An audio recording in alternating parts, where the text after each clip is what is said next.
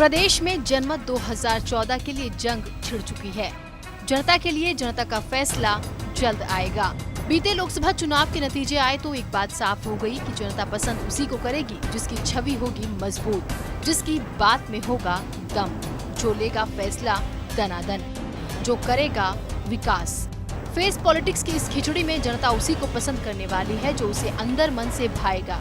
यही वजह है कि इस खिचड़ी में सीएम पद की दावेदारी के लिए दावेदार अपनी अपनी ताल ठोकने लगे हैं। बात बीजेपी पार्टी की हो तो लोकसभा में मिली शानदार जीत से पार्टी नेताओं को विधानसभा में भी जीत मिलने की पूरी उम्मीद है और सीएम पद के लिए वो चेहरे आगे आने लगे हैं जो अब तक खामोश थे।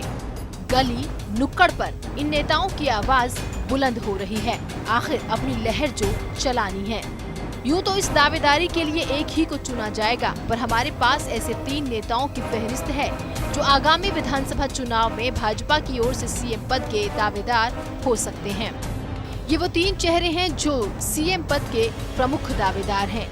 कैप्टन अभिमन्यु, रामविलास शर्मा, ओम प्रकाश धनखड़। चर्चा है कि ये तीनों ही सीएम पद के दावेदारी के लिए अपनी अपनी जुगत में जुटे हैं। इनके रिकॉर्ड को खंगालने की कोशिश करें तो ओपी धनखड़ भले ही इस बार सीएम पद की दावेदारी की दौड़ में हो, पर पिछला रिकॉर्ड उनके फेवर में नहीं रहा। ओपी धनखड़ ने साल 2009 में दादरी विधानसभा क्षेत्र से चुनाव लड़ा, पर उन्हें जीत नसीब नहीं हुई।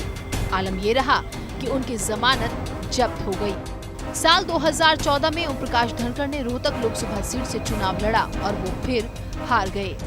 वहीं प्रदेश अध्यक्ष रामविलास शर्मा की बात की जाए तो साल 2000 से पहले लगातार 4 बार विधायक का चुनाव जीते थे, लेकिन 2000 के बाद उन्हें विजय हासिल नहीं हो सकी।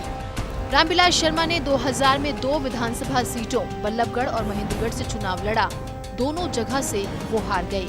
वो 2004 में भिवानी से लोकसभा का चुनाव लड़े, तब भी उन्हें जीत नसीब नहीं हो पाई और वो हार गए। उस समय रामविलास शर्मा ने हरियाणा जनहित कांग्रेस के सुप्रीमो कुलदीप बिश्नोई के हाथों हार झेली। आलम ये था कि अपनी जमानत तक नहीं बचा सके। 2005 और 2009 में वो फिर एक बार चुनाव के मोर्चे पर विफल साबित रहे और वो महेंद्रगढ़ से विधानसभा का चुनाव हार गए।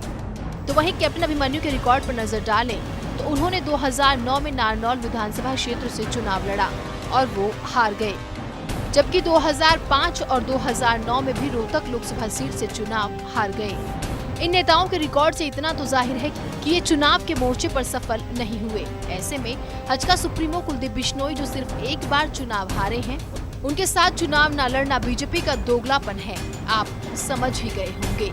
रिकॉर्ड से कुलदीप बिश्नोई की स्थिति अच्छी मालूम पड़ती है, हालांकि समय बदलते देर नहीं लगती। गठबंधन फिलहाल अपने अंतिम चरण में है, लेकिन क्या भाजपा के नेता अपने ट्रैक रिकॉर्ड को जांचने के बाद गठबंधन जारी रखेंगे, ये देखना दिलचस्प होगा। ब्यूरो रिपोर्ट, जनता टीवी।